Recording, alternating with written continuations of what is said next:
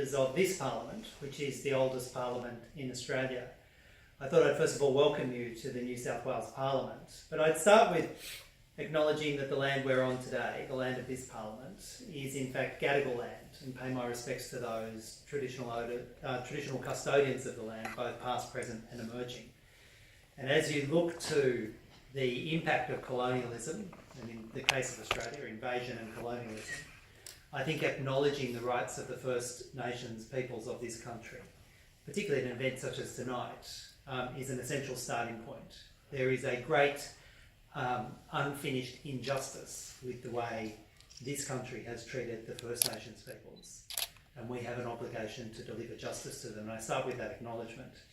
I also note that my colleague, the Honourable Shiket Mosselmain, is just over there actually in the chamber across there, stuck in the chamber doing work, and we share that dysfunctional workplace, and I think he thought he would be here now, but it's a little unpredictable, and I know he wishes to be here at the start, and I hope we'll get here soon. I do acknowledge those other distinguished guests we have here today. My former federal colleague, former Greens Senator for New South Wales, Lee Rhiannon, His Excellency the High Commissioner, and all of the officials from the Embassy, distinguished guests, and particularly I'd like to acknowledge the Kashmir Council of Australia. Why is it important we do this in Parliament? Why is it we do it right here in the middle of the oldest Parliament in Australia? It's because the concept of human rights should be a universal concept. It is a universal concept. And the concept of self-determination, which is really at the core of the struggle in Kashmir, needs to be at the forefront of every democratic institution.